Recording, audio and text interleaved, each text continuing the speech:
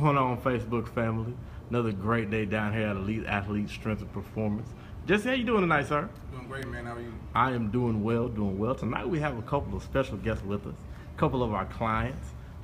Mrs. Angie, say hello to Facebook. Hello. Hello. Miss Kamisha Johnson, say hello. Guys.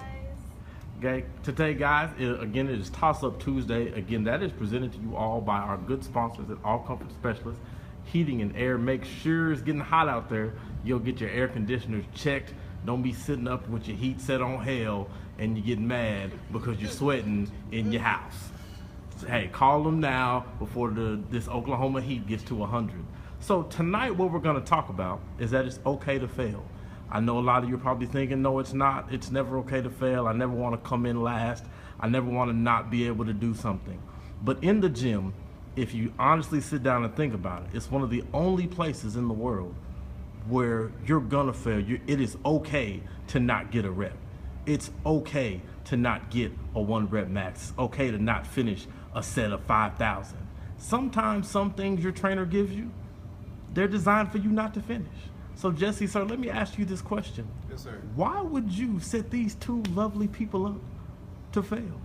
Because setting them up to fail is really setting them up for their greatest success. You can't reach a goal in terms of the body. It's weird like that. That if I only set you up to succeed the entire time, then you're really not going to reach your goal. All I tell you to do is go ahead and eat all the carbs you want to eat all the cookies, all the cake. That's setting you up. You feel like you're having success because you're getting what you want. But really, because I'm giving you exactly what you think you want, I'm setting you up to fail. Versus when I tell you, listen, we're going to do a little addition by subtraction, and we're going to really kind of just put things together for you, take some things away, and in turn, you're going to get better. You're going to reach your goal of just, losing weight or running that 5K. Okay. So, Miss Angie, as we mentioned 5Ks, you're going to participate in one soon, correct? Yes. Okay. What's the name of your 5K going to be? It's the Mud Factor. Okay, so the Mud Factor. Are you looking forward to that? I'm a little nervous. Okay. So let me ask you this. If your trainer was to say right now today, hey, let's go hit that 5K, do you feel he'd be setting you up to fail? Absolutely. Why? There's no way I'm ready to run a 5K right now. Okay, so let me ask you this, Jesse. So we have the scenario set up. She says she cannot complete a 5K. There's no help, not even Jesus can get her through the 5K. That's how she feels. Why would you tell her, hey, let's run this 5K? Well, really, we want to see, where she's at, the pace, make sure she has the right pace, but just so she'll know she can actually do it. All right, you never know what you can do until you can actually do it, until you actually put yourself in the position, until you're forced to be in the position to do something. So that's one of the reasons why we all need trainers, to put us in position to go ahead and do some things we normally wouldn't do.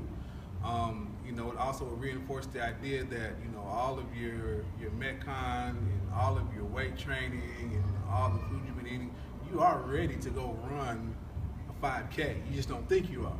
But you have all the energy systems in place. They're ready to go for you to go ahead and complete that 5K. Okay, so Miss Angie, after hearing that, how do you feel?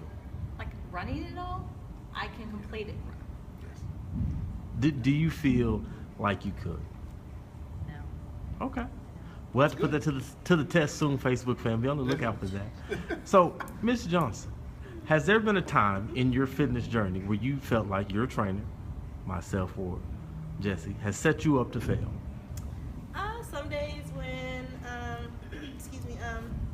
when we would do like deadlifts, Okay. y'all would like test my max, Okay.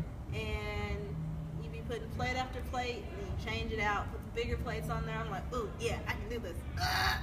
I couldn't pull it. Okay. How did you feel when you got to the rep that you couldn't pull? I felt good about myself because as a female, pulling, what was it, 225? That's pretty good for a female. And I didn't get it on the first rep, but that second try, I got it. So. Okay.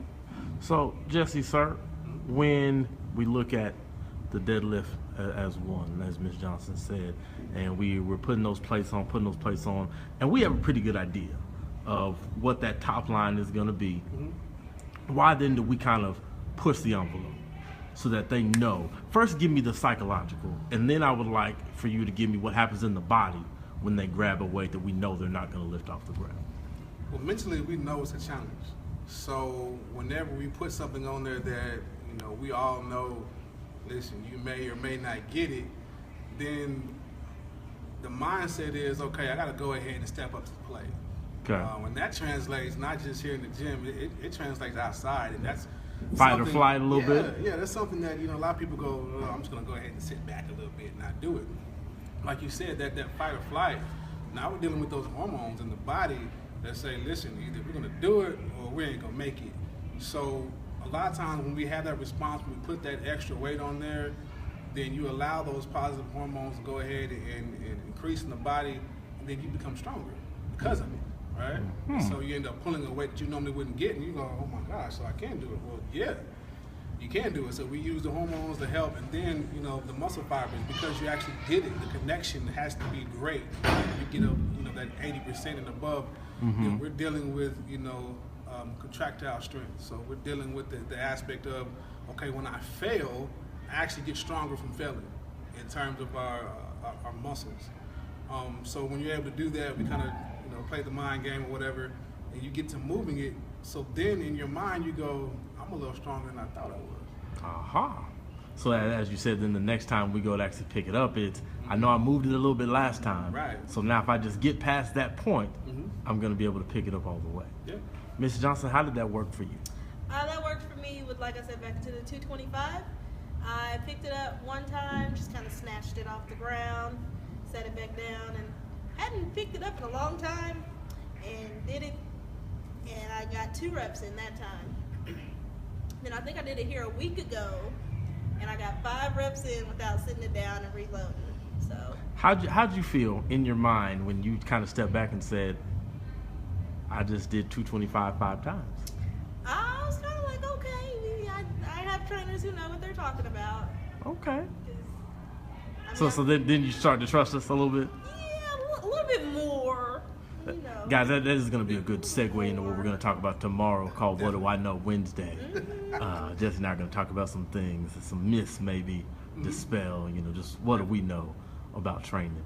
But, you know, that's good, Ms. Johnson, that you felt like that and that you had enough trust, at least in your training, to actually try it. To step up to the weight like he said and give it a go. Because so many times, male or female will get in the gym and, you know, we become intimidated, you know, by a certain weight.